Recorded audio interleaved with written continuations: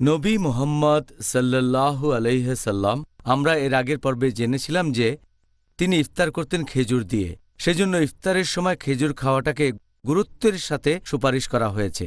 এখন খেজুরের উপকারিতা সম্পর্কে কিছু বলবেন? খেজুর খুবই স্বাস্থ্যকর একটা খাবার। খেজুরের মধ্যে অনেক পরিমাণে কার্বোহাইড্রেট থাকে, ৪৪ থেকে ৮৮%। এতে ফ্যাটের পরিমাণ খুবই কম, ২.২ থেকে ৫%। খেজুরের মধ্যে প্রায় ১৫ প্রকার মিনারেল আর সল্ট আছে, ৬ প্রকারের ভিটামিন থাকে, প্রোটিন থাকে ২.৩ থেকে ৫.৬%।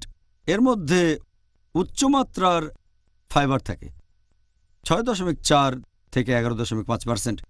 এক এক ধরনের খেজুর এক এক রকম।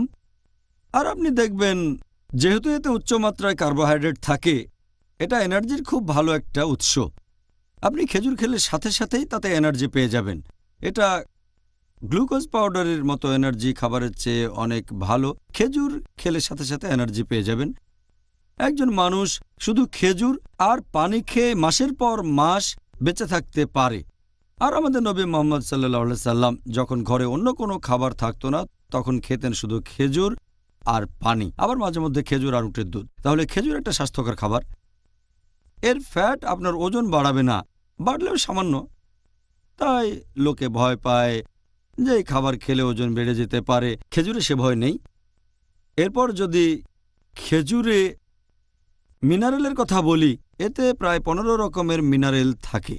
এছাড়াও খেজুরে থাকে ফ্লোরাইড, যেটা দাঁতের ক্ষয় রোধ করে থাকে।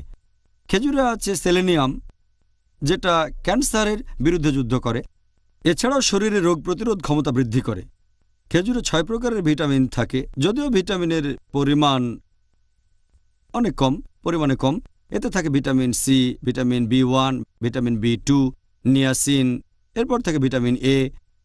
খেজুরের প্রোটিনে ২৩ প্রকার অ্যামিনো অ্যাসিড থাকে। খেজুরের মধ্যে যত অ্যামিনো অ্যাসিড পাবেন সেটা অন্য ফলমূলের ভেতরে পাবেন না, মানুষ সাধারণত যেগুলো খায়। এটা আপনি আপেল, কমলা বা কলায় পাবেন না, তবে খেজুরে পাবেন। এছাড়াও খেজুরে আছে বেশ উচ্চমাত্রার ফাইবার, যেটা হজমে সাহায্য করে, তাই সহজে হজম হয়ে যায়। খেজুর খেলে সহজেই হজম হবে, কোষ্ঠকাঠিন্য সেরে যায়, শরীরে তখন ঝরঝরে থাকে। এরকম অনেক উপকারিতা। খেজুর একটা স্বাস্থ্যকর খাবার। আর বর্তমানে আলহামদুলিল্লাহ গত ৪০ বছরে খেজুরের উৎপাদন বেড়ে গেছে প্রায় ৩ গুণ, আর পৃথিবীর জনসংখ্যা বেড়ে হয়েছে ২ গুণ। তাহলে মানুষের তুলনায় খেজুরের উৎপাদন অনেক বেড়েছে, কারণ এটা একটা স্বাস্থ্যকর খাবার। এনার্জি পাবেন সাথে সাথে।